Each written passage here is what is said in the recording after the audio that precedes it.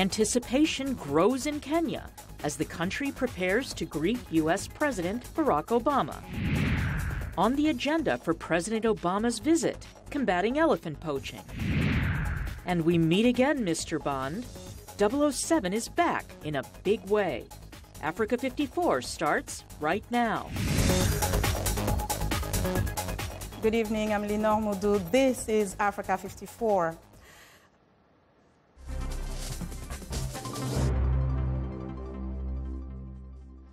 U.S. President Barack Obama departs Thursday on a highly anticipated trip to East Africa. Mr. Obama will arrive in Kenya Friday, the homeland of his father, as he highlights growth in American economic links with sub-Saharan Africa. The president will attend the Global Entrepreneurship Summit in Nairobi. Some of the people in his father's homeland are hopeful Mr. Obama will make some less official visit to the villages in Kenya, possibly stopping by the home of his grandmother, Sarah Obama. And Kenya is also a critical U.S. ally in the battle against the Somali-based militant group Al-Shabaab, which massacred 148 people in April at a Kenyan university near the Somali border. President Obama's discussions in Nairobi with top Kenyan officials are almost certain to address the nation's concerns in the fight against terrorism. For more insight on the president's visit to Kenya, Africa 54's Vincent Makori joins us live from Nairobi. Vincent, welcome to the show again. Well, thank you very much. And as you mentioned, Lenore, indeed, excitement has reached a crescendo level here in Nairobi. Just a day before President Barack Obama arrives in Kenya, I sat down with Kenya's Foreign Affairs Minister, Amina Mohamed, and she said this visit is very, very important for Kenyans. Well, for us, it's a defining moment. It truly is a defining moment. It's the first time that an American sitting head of state is visiting our country. It hasn't happened in the 52 years of independence, you know. So it's really a big and huge moment for us. And all these years we didn't have the issues that you're referring to, right? But still, none of them came, okay? So I think it's, his coming now is just recognition of the kind of leadership that we have, a pragmatic, energetic, passionate, driven leadership, but also recognition of what Kenya has been able to achieve, right? In this, you know, in the last few years, our collaboration, especially on security, is historic. It's been there. Of course, we've enhanced it a lot in the last few years because of the threat, the global threat, actually, that we all face. And it's, you know, insecurity is not unique to this part of the world. And Vincent, clearly security is on the agenda, as Mrs. Mohammed mentioned. What other topics of discussion did she talk about with regards to what her ministry is hoping from, that will get out from this trip? You know, there has been, you know, no shortage of expectations here. But indeed, that issue of counterterrorism is really at the very top of the agenda. There have been reports. In fact, the government of Kenya today did condemn CNN for reporting that Kenya has become like a bed of terrorists. And therefore, the country is very concerned about the image that it is such a dangerous place. They want to do everything they can in collaboration with the United States to really stem terrorism activities in this country. And of course, trade is very important, as the minister says, and you'll hear a little bit more in our next segment of that interview. They really hope to see the U.S. business expand in this country. They want to see more investment. They're hoping that this is going to be that moment that will really define the future of Kenya and the United States in terms of collaboration in business.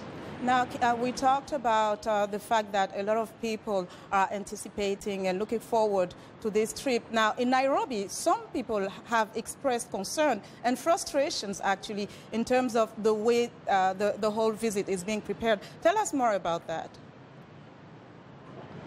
Indeed, while people are very excited, they're looking forward to seeing President Barack Obama, they are also extremely frustrated by the measures that have been taken in anticipation of his visit, his arrival. For example, the closure of roads around the city. In many parts of the city, people will be completely cut off, or people may not be able to cross over from one side to the other. Tomorrow, for instance, some schools are closed to make it easier for the kids who cannot easily access the school. In terms of security, some people also feel like perhaps the United States has taken over security in this country. So there's that part of frustration in this visit, but for some it is a small price to pay for the visit of a great son of this country, President of the United States. Very quickly, Vincent, what do your sources tell you in terms of if President Obama will visit his family and his grandmother? Nobody knows that. In fact, that region, that part of the country is right now really ready to receive him. They have made all necessary preparations. They're even scrambling to kind of get him visit which particular areas of that region. But there's no word whether he will or not visit that particular region of the country. If it does, that will be one of those surprises. People are hoping that will happen. We're keeping an eye on Grandmama Sarah. Thank you so much, Vincent, for the reporting. Definitely. And that was VOA's Vincent Makori reporting live from Nairobi. Now, for the first time since becoming U.S. President, Barack Obama will visit the country of his father's birth. Mohammed Yusuf traveled to the Obama family's ancestral homeland, a small village in western Kenya, to see how its residents have benefited from the association with the U.S. President. Kogelo is a remote rural village in western Kenya and the birthplace of US President Barack Obama's father. Once a sleepy village, today it has electricity, paved roads and schools. This village came into the limelight 10 years ago when Mr. Obama became a US Senator. Since then, it has grown and many parents have enrolled their children in school. Part of this school sits on Obama family ancestral land. Here, there is a strong sense of hope among the children, according to the Senator Barack Obama Primary School's head teacher, Manessa Oyucho. He says students believe that given a chance, they can achieve something. The children are interested in learning up to university and becoming leaders, and they believe they will become leaders in various areas. The children are convinced that education is power. In the school alone, for the last decade, the number of children has doubled. Wesley Onyanga Obama says the development sparked by the Obama name, such as roads, has opened the village up to the rest of the region. If I have anything to sell now, I either take it to Kisumu, Ndori, or the Wanda Kitiano. I can take it with ease, but before, it was a nightmare. And carpenter George Ogola says the village is now seeing more visitors from all over the world. There is an increase in the number of people visiting here, because this is where the president is from. This is one of the things that make people from here happy, and everything that happens here, people like it. When President Obama comes to Kenya, people in this village say they hope he will find time to visit Kogelo. Mohammed Yusuf for VOA News, Kogelo, Western Kenya. For more on the excitement surrounding President Obama's trip to Kenya, here is Africa 54's Esther Gitui Yuwat. Yes, indeed. All eyes will be on Kenya this Saturday when President Obama addresses the Global Entrepreneurship Summit in Nairobi. But back here in Washington, the 2015 class of the Mandela Washington Fellowship Program, initiated by President Obama for young African leaders, is already talking about the president's trip to his ancestral home. To be able to work together. At a breakfast meeting organized by Congresswoman Karen Bass, Yali Fellows spoke with passion about Africa and with gratitude to the United States President for initiating the fellowship program. Kennedy Kanyali Mwicha is a fellow from Kenya. He says young leaders expect President Obama's meeting with global entrepreneurs to raise issues of governance and human rights. President Obama and also President Kenyatta, who's going to be hosting President Obama while he's in Nairobi, have to deal with questions of governance, have to deal with questions of human rights and also rule of law, which are, Kenya is making gains, but we really want to see these gains being tied to, recent policy developments in Kenya. Mary Ashinyo is a Yali Fellow from Ghana. She says Kenyans should still hold their heads high with pride for the ancestral connection President Obama has with the country. First of all, to the people of Kenya, they'll feel that they have not been forgotten after all. Definitely he has visited before ending his term of office, but then also I see it as an opportunity for him to have more influence on leadership in Africa. After he departs Kenya, President Obama will be going to Ethiopia. This will be his first trip to the country and the first by a sitting U.S. president. There, he is expected to meet with African Union officials. Ethiopians in the diaspora as well as the opposition back home have divided opinions on Mr. Obama's visit. Israel Tibebu Taye is a Yali Fellow from Ethiopia and a human rights lawyer. He says he's excited about the trip and the U.S. engagement in Africa, especially on governance and economic issues. I say it's a positive step, but I'm always skeptical of the follow-up actions. I believe this should be followed by a concrete policy, a concrete legal framework that the African leaders, African governments, African communities are engaged, and also make sure that the American companies, they engage and constructively, that is in sustainable development. And as the U.S. President addresses the Global Entrepreneurship Summit, Yali Fellow Mary Ashinyo hopes the forum will provide an opportunity for him to stress the theme of democracy. Allowing them to have their voice heard, thinking outside the box, and that is how we find solutions to our problems. So I think that we'll be looking forward to his next visit to Africa, that is Kenya. The Mandela Washington Fellowship for Young African Leaders aims at empowering young people through academic coursework, networking and leadership training. For now, all eyes are on the East African nation, and the big question is if the president's schedule will allow him to meet with his extended family in Kogelo, Western Kenya.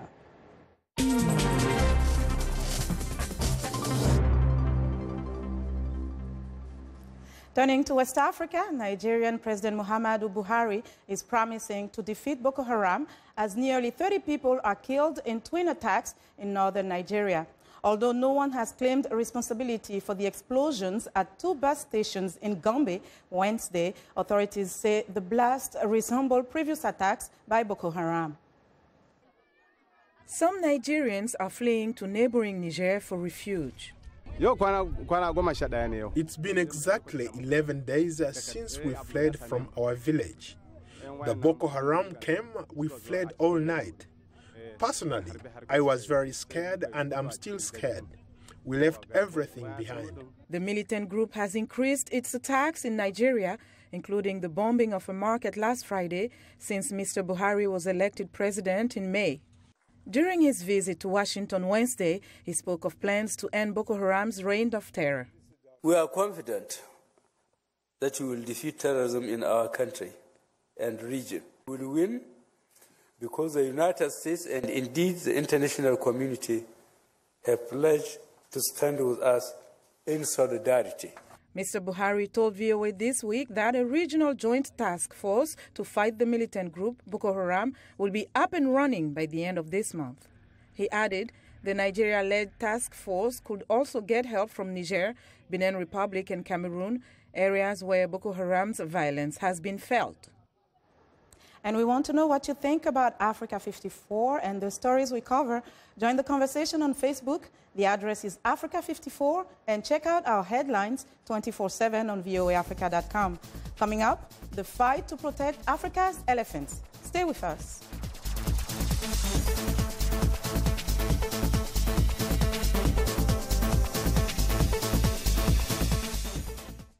Wherever you are, Voice of America is on. On air, reaching more than 130 million weekly, worldwide. in more than 40 languages. Online, social media, and breaking news from around the world. On the go, dozens of new features on popular platforms with new apps and trending topics. Voice of America, on air, online, on the go.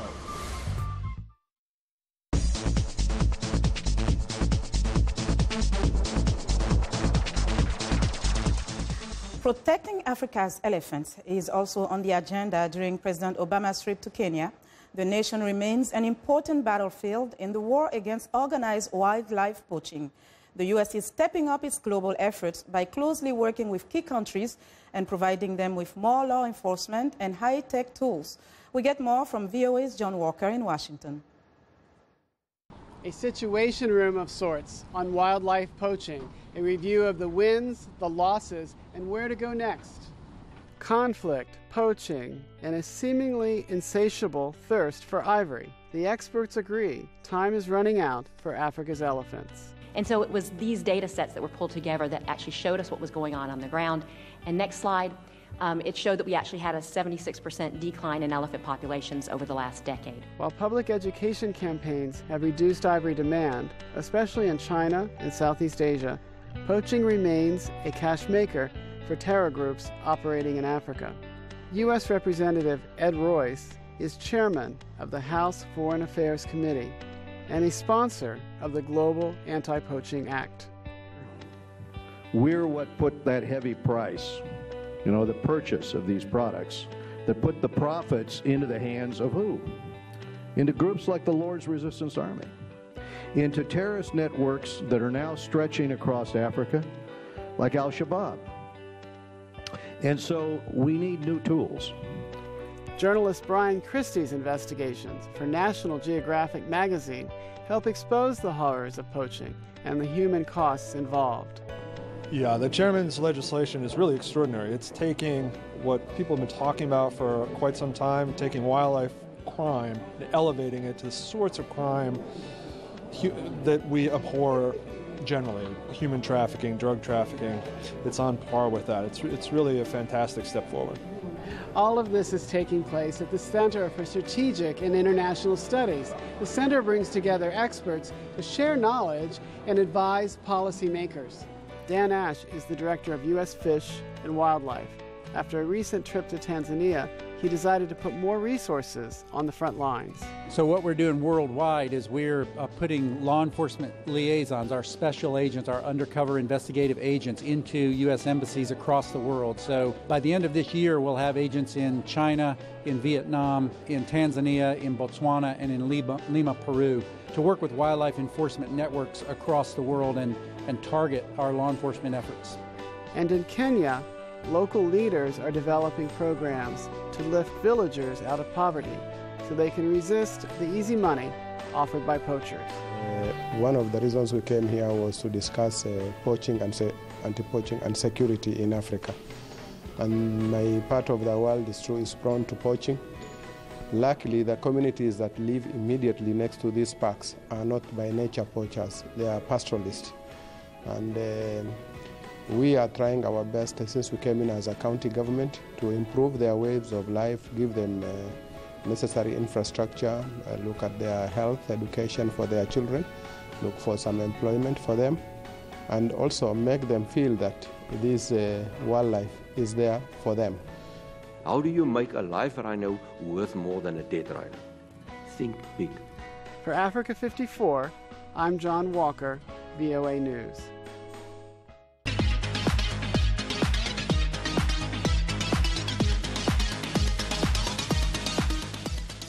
Guinea, Sierra Leone, and Liberia continue to battle Ebola more than 18 months since the world's worst outbreak began. International health officials have stepped up assistance to boost capacity in a region with limited medical infrastructure and porous borders. From Guinea-Bissau, VOA's Mariama Diallo reports how one at-risk country is working to stop an epidemic before it happens. Guinea-Bissau has never had a case of Ebola, but it's on people's minds. Ebola is very dangerous, and we don't want it reaching us. We are small, and getting Ebola will devastate the country. Before eating, we should wash our hands with soap to prevent Ebola. Placido Cardoso credits a public awareness campaign, but he says international assistance from organizations like U.S.-based Centers for Disease Control has been key. And then the work has been done also at the level of the health workers, training them, build their capacity on the prevention, sensitization at community level. The Simão Mendes Hospital now has an Ebola ward tucked in the back of the facility. When you arrive here, you clean your feet. Don't bring anything inside. Ebola prevention hinges in monitoring. The country is particularly vulnerable, sharing a long border with Guinea, where the first Ebola case was identified in December 2013. The Ebola unit has 2 Sierra Leoneans under observation after they illegally entered the country. Elizabeth Lorne-Dipwo says the task is challenging. Then when you go at the border, you realize actually there isn't any border. The borders are administrative. You don't really make the difference between Borutuma and the village on the other side of the border. The people just cross from one village to the other. The World Health Organization ranks Guinea-Bissau 176 out of 190 in national health care. Dr. Faustino Gomez Correa says the realities of his country make an Ebola outbreak difficult to imagine. Because of our culture, logistical problems, structural and conjunctural problems the country has at this moment, it's very difficult to deal with any kind of epidemic. The National Institute of Public Health echoes the same concerns, but says it has trained hundreds of health workers, and also 100 people have been trained in contact tracing. Here is the laboratory. The Portuguese government has also set up a mobile lab. Here, please. Operational since March, it's equipped with everything necessary to handle Ebola, including the most important part, testing blood samples. Results are guaranteed within 4 hours. Virus. Mariama Diallo, VOA News, Guinea-Bissau. It's time now for a short break. When we return, a dashing and dangerous James Bond is back. We'll be right back.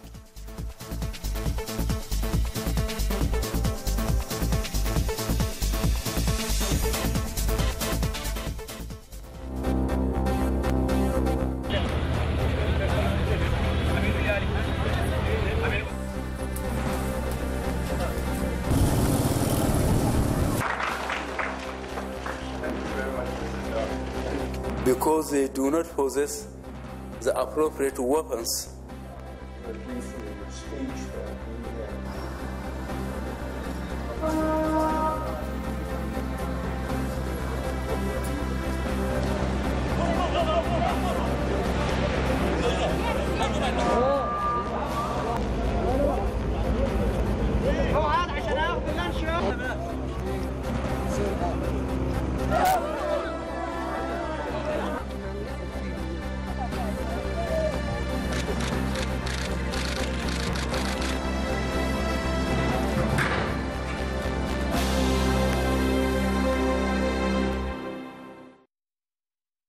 Wherever you are, Voice of America is on air, reaching more than 130 million weekly, worldwide, in more than 40 languages. Online, social media, and breaking news from around the world.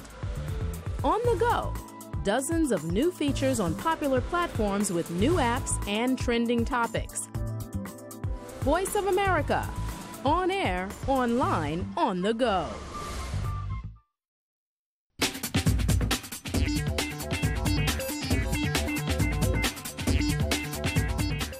Welcome back to Africa 54. Here is what's trending. Happy birthday, Prince George. The chubby-cheeked royal celebrated his second birthday Wednesday, reclaiming the spotlight he's had to share recently with his newborn sister, Charlotte. Despite the latest addition to the popular British royal family, the public continues to clamor for details about the toddler prince, who is third in line for the throne. In 2 short years, well, George has not only become a fashion icon, he's also perfected his royal wave. And next up, we meet again Mr. Bond. You're protecting someone. Get away from me! Why should I trust you? The new trailer for Spectre is officially here. Sony Pictures released the first full-length look at the next James Bond film early Wednesday morning, just over a month after debuting an action-packed TV spot during the NBA Finals. The Sam Mendes-directed film has 007 setting off to uncover a sinister organization after getting a cryptic message about his past. The film, which features an all-star cast, arrives in U.S. theaters on November 6th. Brits will get to see Bond in action a little earlier. The film opens in the UK on October 26th. And finally, being hunted. And finally, meet Pepper, the robot with a heart. Pepper was designed to not only recognize human emotions, but also react to them with simulations of anger, joy, even irritation. The sociable robot is now on sale in Japan for about $1,600. How about that? Service fees and insurance costs an additional $200 a month. Pepper develops its own personality by learning from how it interacts with people. It can also remember faces and is programmed to be happy when given attention and become depressed when it's not. Pepper's manufacturers say the first overseas sale will most likely happen next year.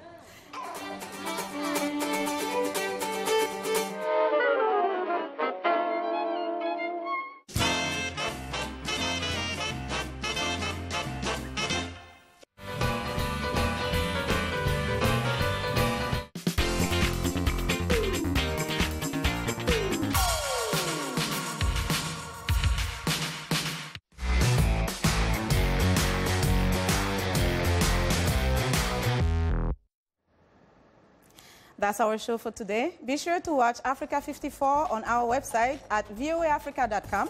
For more news, tune in to VOA's evening radio show, Africa News Tonight at 1800 UTC, and in the mornings to Daybreak Africa between 300 and 600 UTC, Monday through Friday. Thanks for watching and good night from Washington.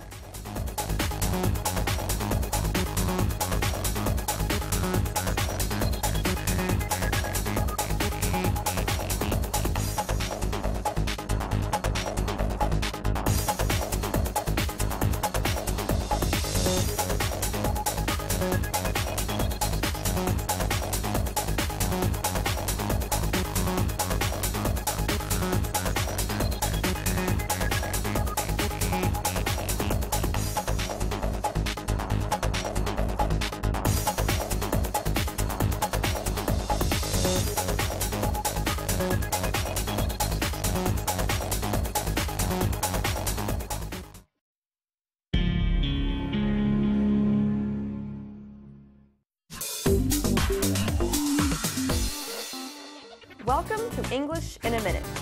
Does this phrase have something to do with royalty? Drama queen. You have drama, you have queen. Put them together and what could it possibly mean? We have been waiting for our food for more than 30 minutes. Okay, I'm not trying to be a drama queen, but I don't understand what could be taking so long. Calm down, Meryl Streep. Don't overreact. This restaurant is always busy at lunchtime. They have a lot of other customers, you know. A drama queen is a person who acts as though things are much worse than they really are.